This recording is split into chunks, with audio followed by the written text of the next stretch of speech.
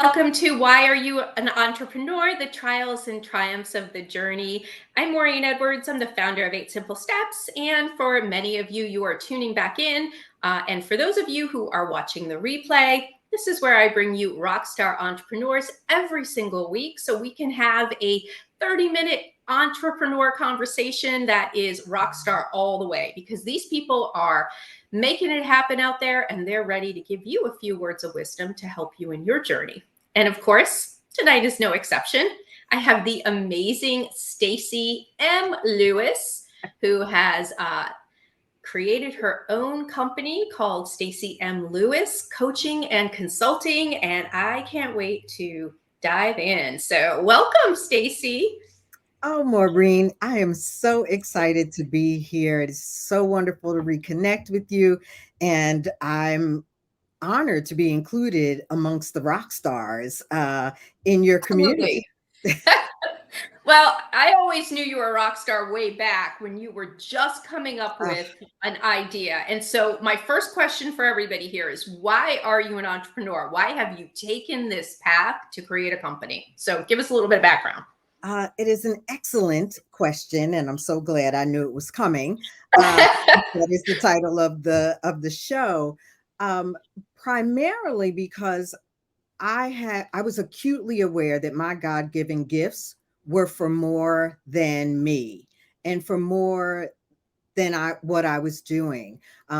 Maureen, I have a fantastic job in Yes. the nonprofit sector where I lead an organization with the CEO and drive its program team. And I still love doing that.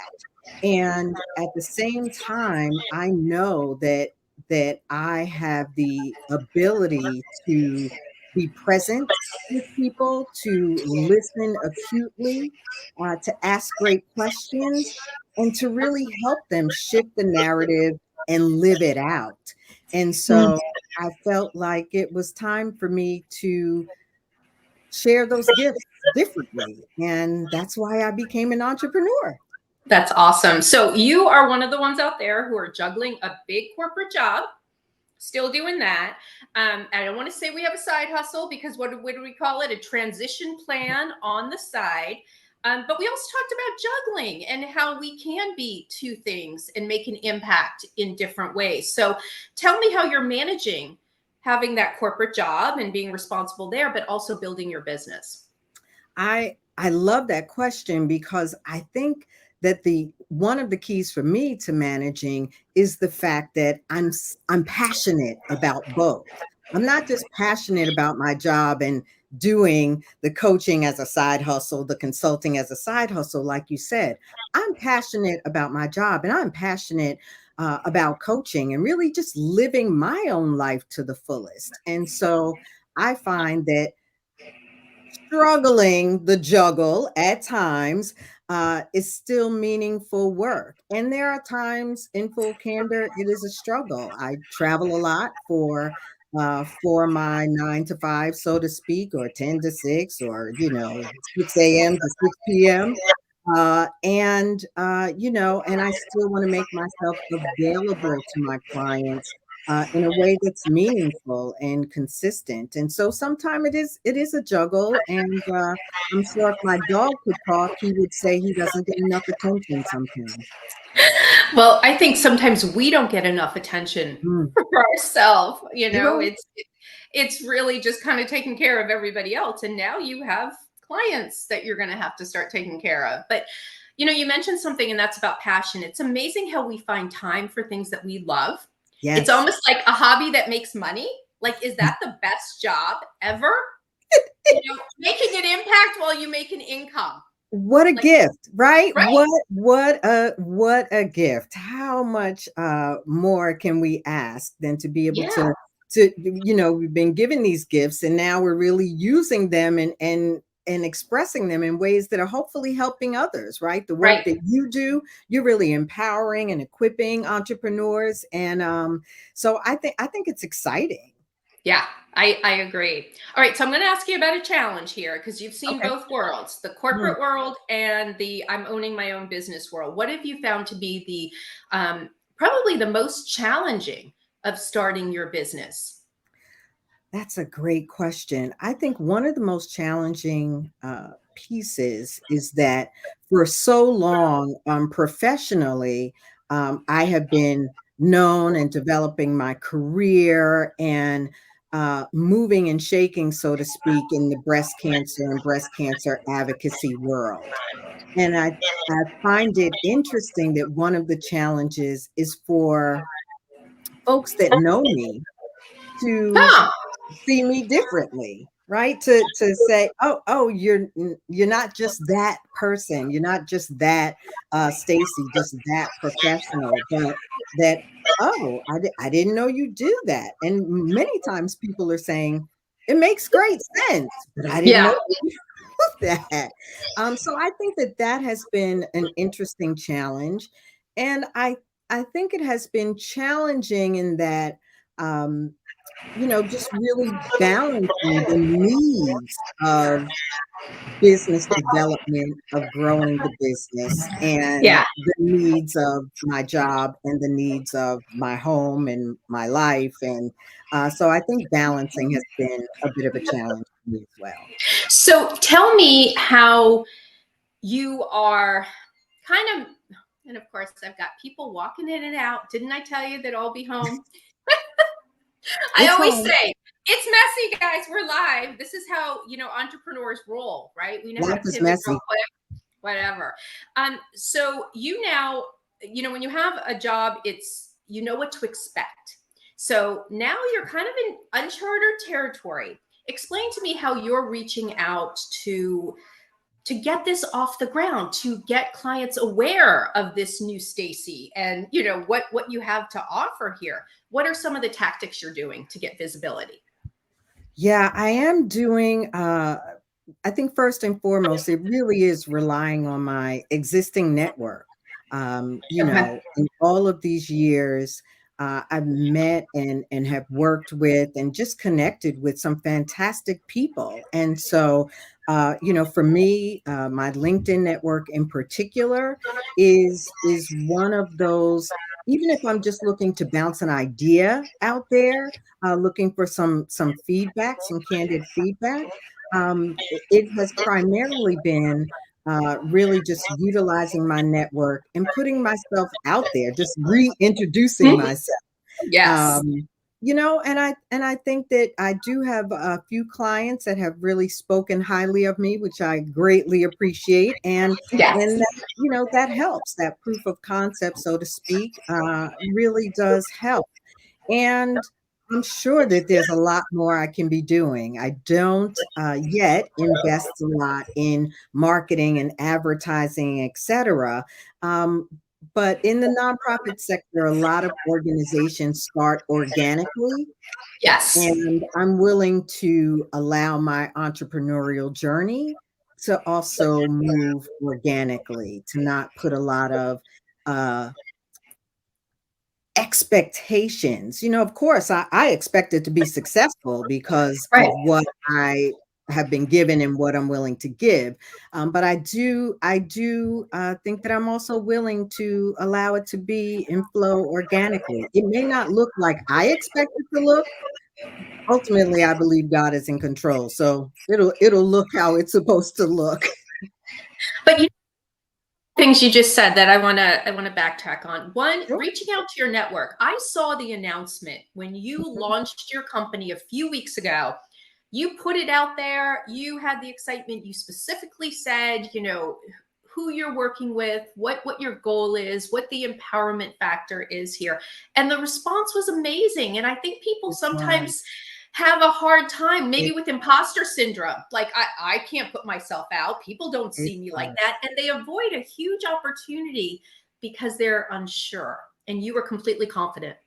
You are absolutely right. I sometimes you have to do it afraid, right? And Right. I'm sure that Right. that is one of the lessons we've all learned as entrepreneurs, right? You just have to do it afraid. And so while I did have a level of confidence, I was also I wanted to make sure that I was stepping out there in a way that those that know me, because of my job, still felt that, I would still be there. Uh, Right. that, those that know me personally felt like, oh, okay, that's interesting.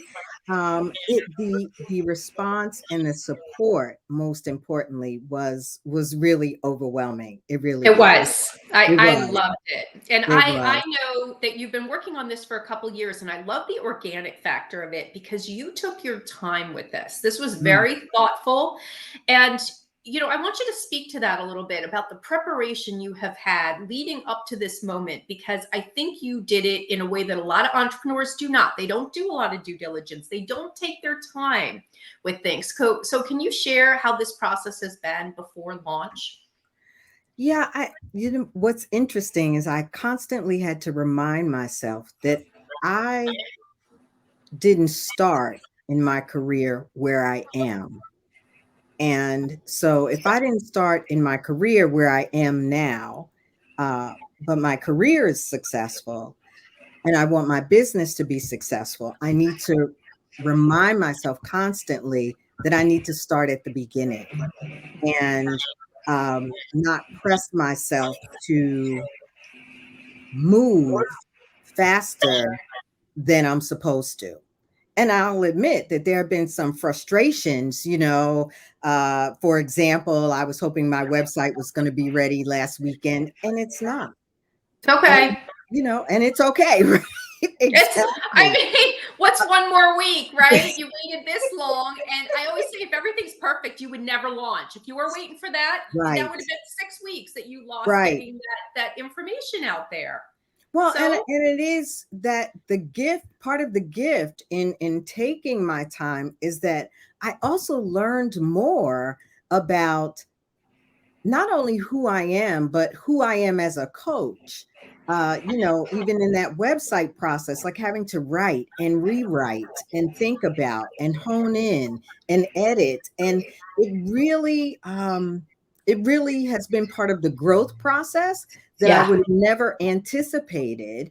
And, I'll say transparently to all of those entrepreneurs who are like, yeah, I can't afford the seven, eight, $9,000 website that, as I went the DIY route, I really learned so much that I would not have gleaned again about me and my coaching practice. I would not have gleaned had I, given somebody the seven, eight, $9,000 and said, build me a website. This is what I want to say. And I'm ready to hit the road. I think all things happen as they should. And I'm just really grateful that I took my time. I love that because you evolve as it goes and you learn so much more about yourself, about the clients you want to serve. Yes. You can really, narrow in on it, and you were patient. And I think that's one thing. I'm not very good at patience, so I'm going to be the first to admit it's a big challenge of mine. And so that's why I want to focus everybody out there, listen to how Stacy did it. She was very patient, and I think that's smart. And you're talking about investing in yourself, and not just financially, but investing your time, your Right. energy.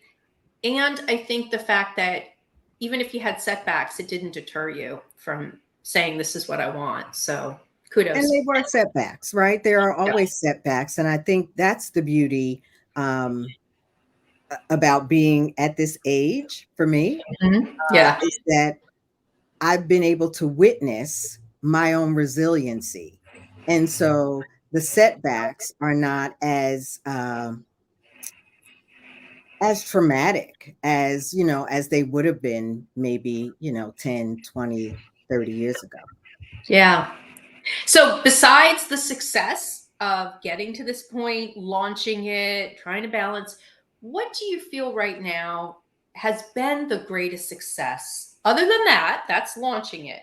What is it, that first client you got or the impact you made? What is it that sticks in your mind about this business that you would say, uh-huh, I'm in the right place?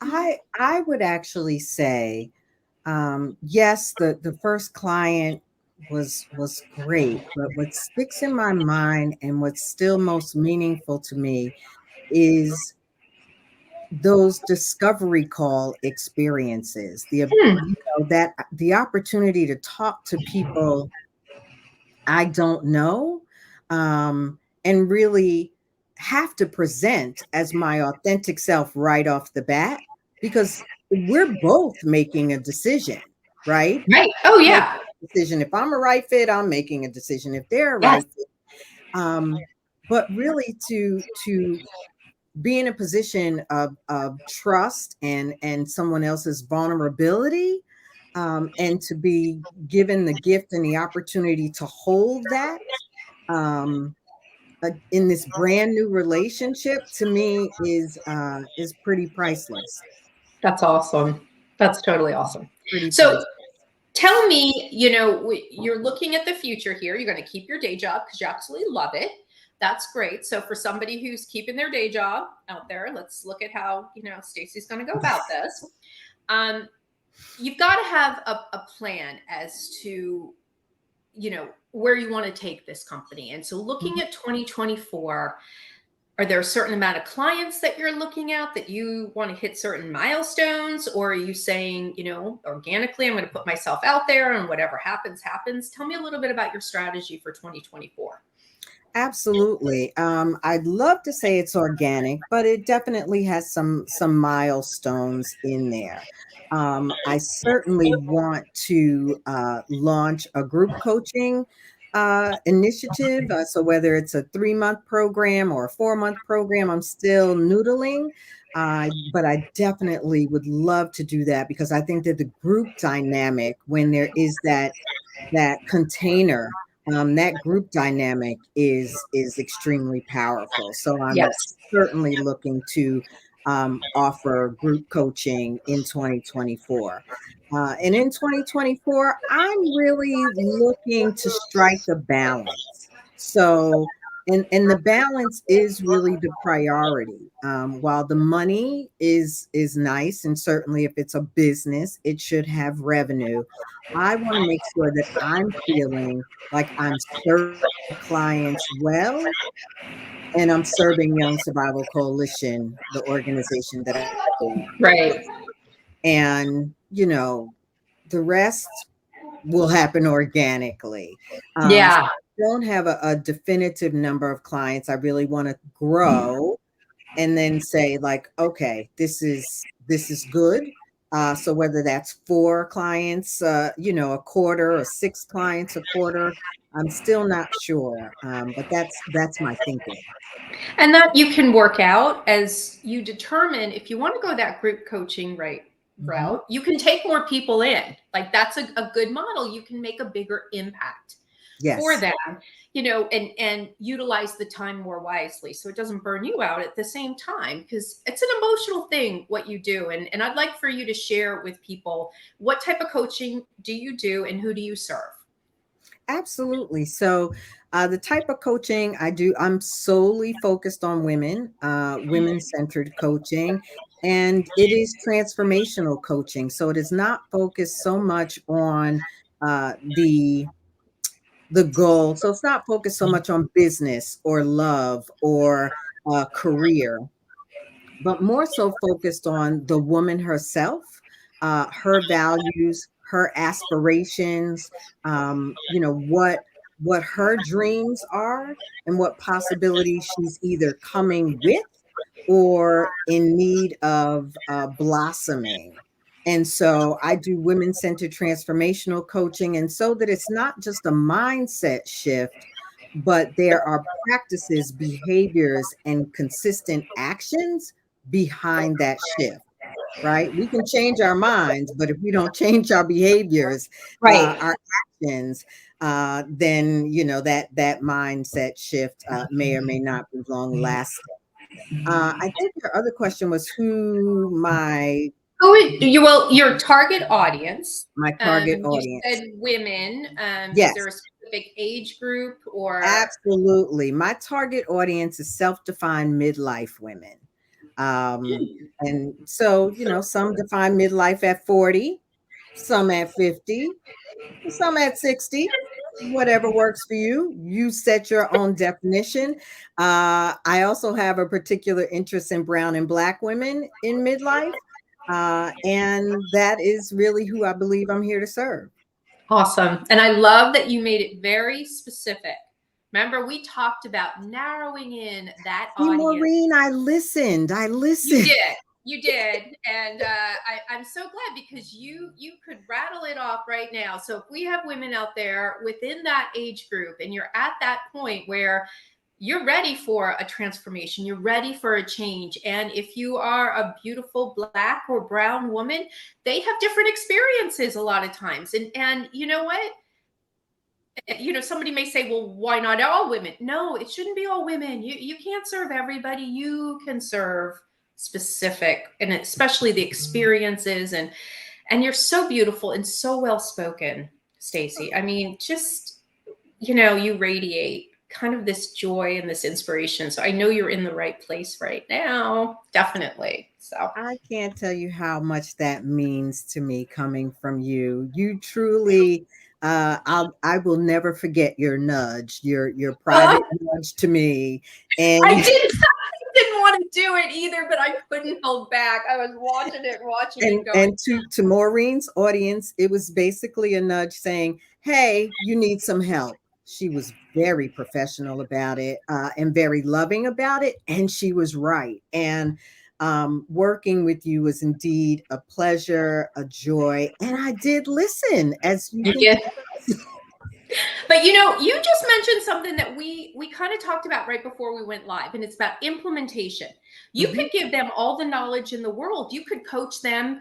You could shift that mind. But if they're not going to implement with actionable insights and directions that you give them, then coaching doesn't work for anybody at that point, right? You're absolutely right. I don't know if you noticed, but recently the Forbes 50 over 50 came out, right? So 50 powerful women over the age of 50. And what you see in there are not only stories of success, but stories of the struggle that then also served as the footstool to the success. And in there, I would imagine if each of them, had a 10-page spread as opposed to a half a page spread, they would talk about, their mindset and what shifts needed to take place and how, really engaging that shift from a place of power, right? We're powerful, powerful creatures. Oftentimes we don't tap into that because we're either dealing with some level of shame or some level of, I'm not enough, or does anybody see me? And those are the things we need to start to really get over, move beyond, and it takes practice. It doesn't just, like, oh, I'm confident, and then you live a life of confidence. So I think that the work, right, is indeed work, and it takes, you not only have to change your mind, but you have to change your actions. Nothing that is worthwhile that makes change is easy. I mean, I don't think there's no easy fix in anything out there if you're going to see real results. And for people who are looking for that, whether it's starting a business, transformational mindset changes, Right. losing weight, there's Mhm. no easy fix. It, So there's yeah, not, and if there were, we wouldn't appreciate it. good point. Good point. Yeah. No, I'm So very grateful. So tell me, if you have somebody who's thinking about starting a business, they still have their day job, right? Mhm. What would you say to them? What words of wisdom would you give them? My first words would be, make sure that you're connected to your passions, your values, right? That it's not, oh, I'd like to start a business. Right. That is not, driven with heart, or that you believe is part of your purpose. I think the passion, it is the passion, that like feeling in your soul that is saying, I know I'm supposed to whatever. And for me it was I know I'm supposed to help women. I know I'm supposed to empower women, in particular midlife women, to like get out there and play your biggest game. And so I would say that it really is, it's got to start with the passion, with the heart. Otherwise, you're just going into business maybe to make money, and I can't imagine that money would ever be enough of a driver for you to be holistically successful. Is there something, Stacy, that if you could change in this journey, you would? Is there something you did that you're like, in hindsight's 2020, I probably shouldn't have Mm, done that or that? Because people in this entrepreneurial thing, we make decisions, and sometimes looking back, we're like, is there anything that you would say to people that, it's kind of an authentic question, and one a lot of people don't want maybe yeah. sometimes to answer, but what would you have changed? I think first and foremost, I would have shifted or amped up the belief in my calling, the belief in what I believed I was supposed to be doing. I think that I also would have earlier released perfection. Um, I, Yep. yeah, I once I was like, you know what? It's never going to be perfect, and it's No. going to be fine. Once that mantra was really in my entrepreneurial soul, that for me was a shift, and so that's what I. Perfection, and I have always been a perfectionist. I struggled with this for a Mm, long time. And perfection is the enemy of done. it I mean, is. nothing It gets is. launched, and I say, you know what? It's messy, but a lot of people don't even know it, Right. right? It's us No who one know it. knows it. Nobody notices it. We think everybody does. Do they think that one sentence, that power statement was off? Do you think anybody's looking at that on your website? No. It's like, I got to keep writing this content till it's perfect. Do they know any different? No. So we got to get it in our head. Right. It just Right. can't. Just go for it, do it, tweak it Right. Right. as you go. So Right. Perfection is also the enemy of your confidence. The mm, more you try to hone it, the more you try to get it just right. You feel like it's not just right. Oh, is this the right thing I'm doing? Should I be doing this? Oh, maybe not. Perfection. good point. Good point. I like that. It is the enemy of your confidence because you keep second guessing yourself. It is.